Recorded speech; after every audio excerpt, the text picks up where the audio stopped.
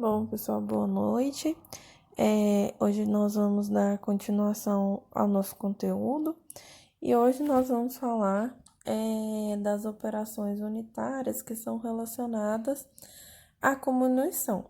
Então, hoje nós vamos ver os equipamentos que são utilizados para bretagem e para moagem. Então, naquele fluxograma que a gente tinha, a gente vai falar sobre as duas operações que a gente tem, que é de fragmentação do material. Então, a gente vai falar por que a gente precisa realizar, por que essa operação ela é tão importante nesse processo de beneficiamento.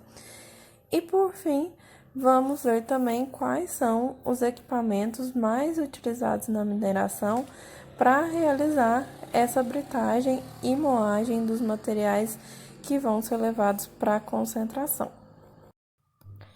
Bom, então o processamento mineral pode ser conceituado basicamente como sendo a ciência que transforma os minérios em matéria-prima. Então a gente não consegue usar os minérios do jeito que a gente encontra eles na natureza, porque geralmente eles têm um teor baixo.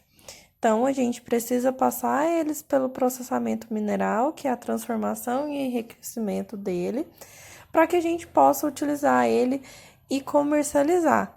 Então, o tratamento ou beneficiamento de minérios consiste de operações aplicadas a esses bens minerais, visando modificar a granulometria e a concentração relativa das espécies minerais que a gente tem interesse.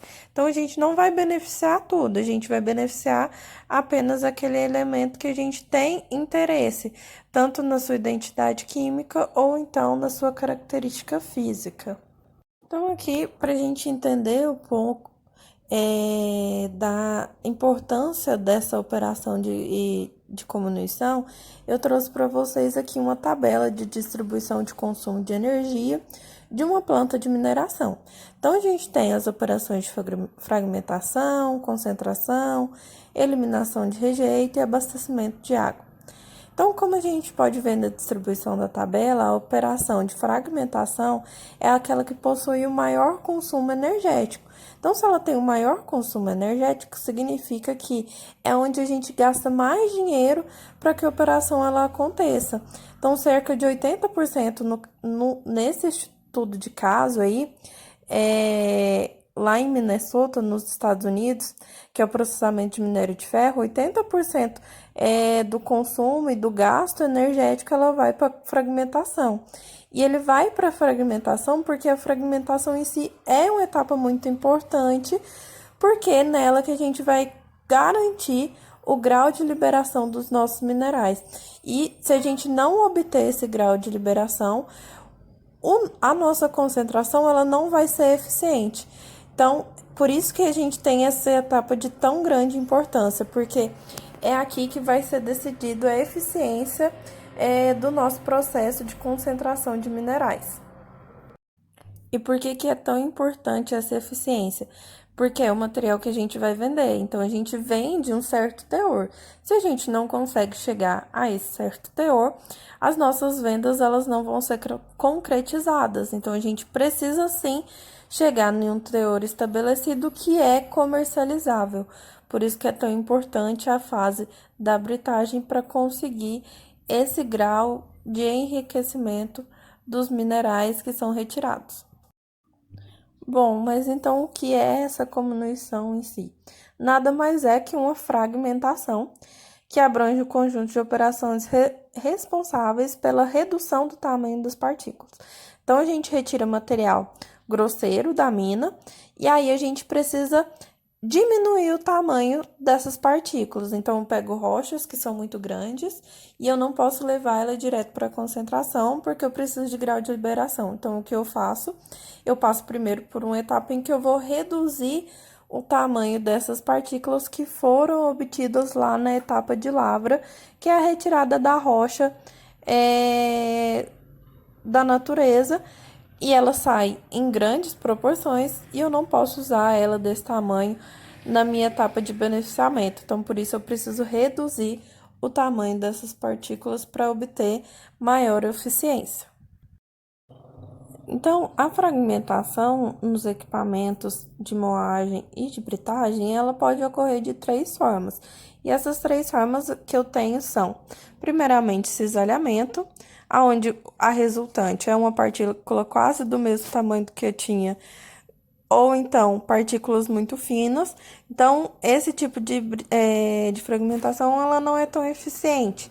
Temos também a fragmentação por compressão, ela já é mais eficiente e tem uma distribuição de granulometria quase todas do mesmo tamanho depois da quebra. E por último, a de impacto. A de impacto, ela é a que tem o maior quantidade de força empregada, e aí por isso eu tenho como resultante partículas com a distribuição granulométrica bastante ampla, isso por causa da força que é empregada nesse tipo de cominuição. Bom, então, como eu tinha falado para vocês, a cominuição ela ocorre em duas etapas.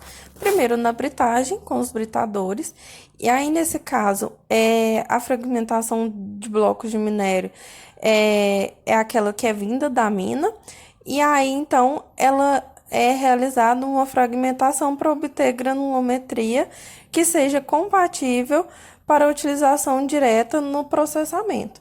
Então, eu vou fazer uma redução, mas ela não vai estar ainda,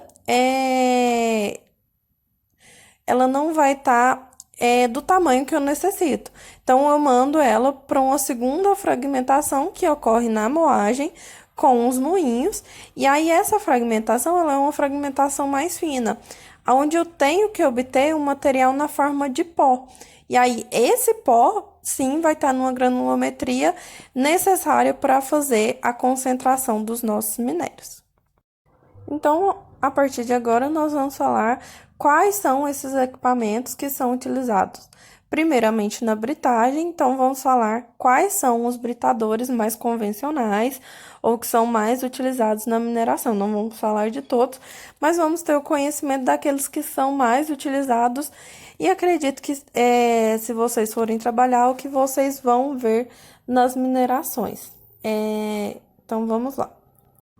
Bom, pessoal, aqui nós temos o primeiro britador, que é o britador de mandíbulas.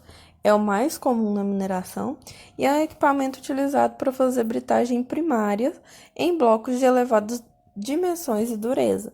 Então, o que é uma britagem primária?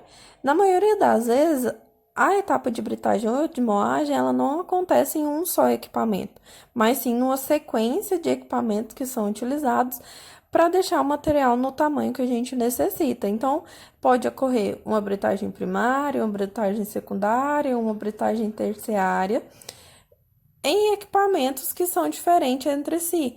Para quê? Para obter o tamanho da partícula que eu quero. Porque geralmente o britador de mandíbulas, como é o nosso exemplo, ele é um equipamento muito grande para pegar materiais que vêm direto da mina. Então, ele não consegue ter uma redução tão grande. Então, quando a gente vê aqui a alimentação dele, é de 0,5 a 1,5 m. Então, são dimensões muito altas. Então, às vezes, a redução dele não consegue ser tão grande, porque o grau de redução dele é de 5 para 1. Então, por exemplo, se ele entra com 5 centímetros, ele vai sair com 1 centímetro. Então, no caso, se ele entra com 0,5 metros, ele vai sair com 0,1. A redução não é tão grande. Então, por isso que eu preciso associar ele com outros tipos de equipamentos. Bom, então aqui a gente tem a representação desse equipamento, e aí a gente pode ver o movimento dele, que ele tem uma mandíbula fixa e por onde acontece a alimentação, e uma mandíbula móvel, que fica indo de encontro à mandíbula fixa. E aí, com essa aproximação, acontece a quebra da partícula por meio do movimento de compressão entre uma mandíbula e a outra.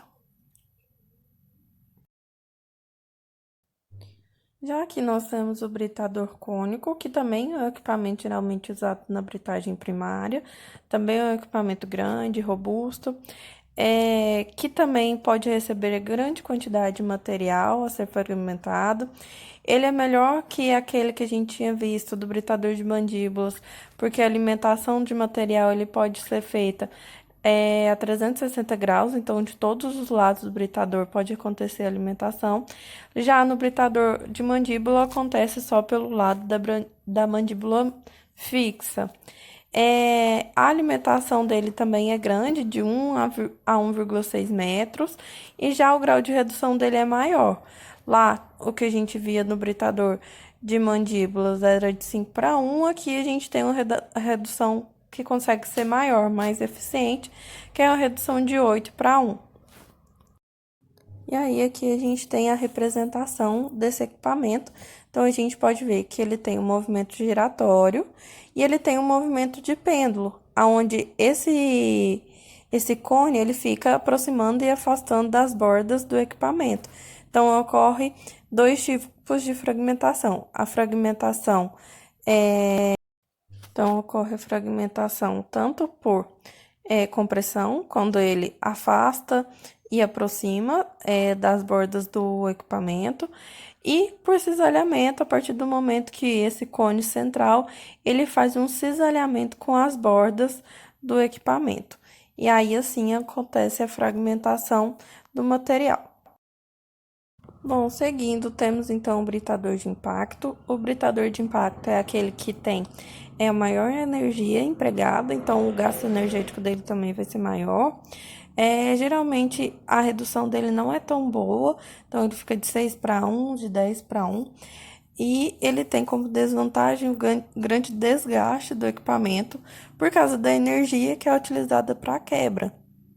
Então, não vai ser todos os materiais que a gente vai poder comunir por meio da fragmentação por impacto. Geralmente utilizados naqueles materiais que têm menor resistência, e aí assim a gente gera o menor desgaste do equipamento.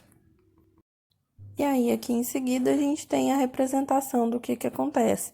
Então, a gente tem a alimentação, aonde no meio a gente tem um rotor com algumas hastes que jogam esse material que está sendo alimentado nas paredes do britador. Então, quando ocorre esse choque com a parede, acontece a fragmentação do material que a gente está pretendendo comunir.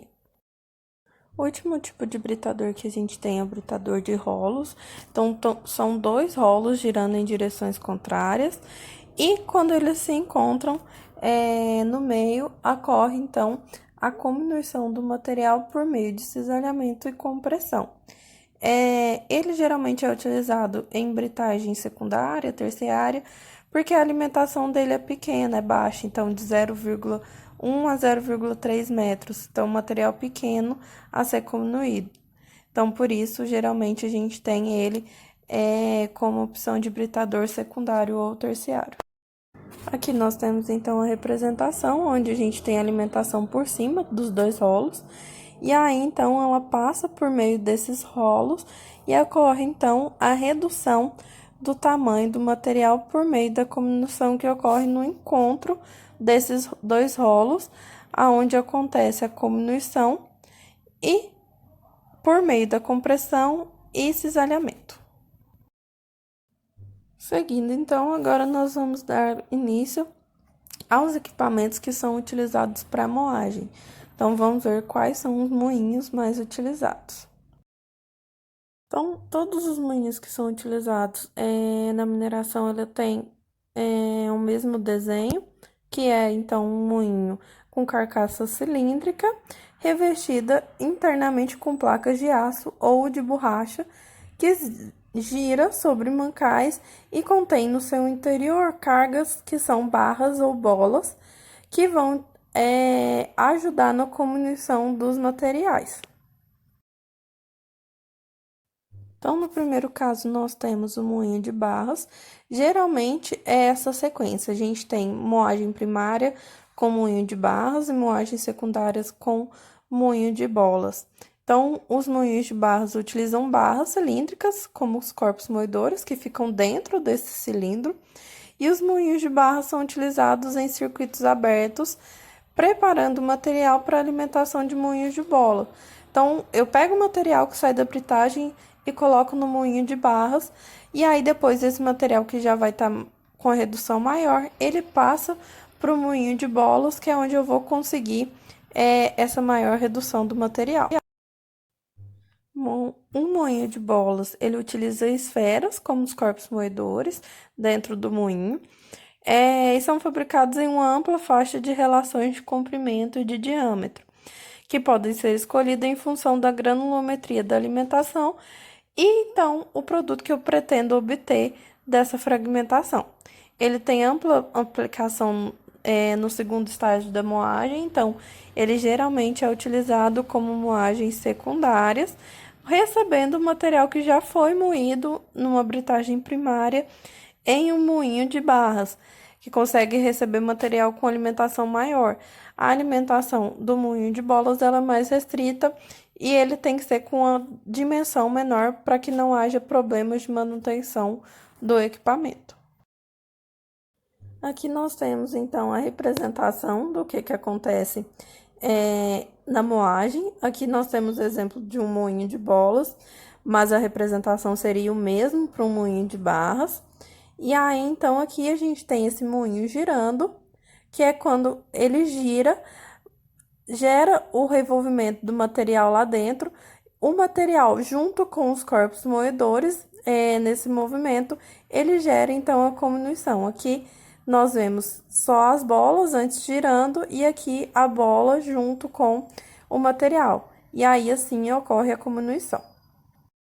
Aqui, então, nós temos, por último, o moinho autógeno. E aí, aqui, o moinho autógeno são aqueles que utilizam fragmentos do próprio minério para gerar a cominuição do material.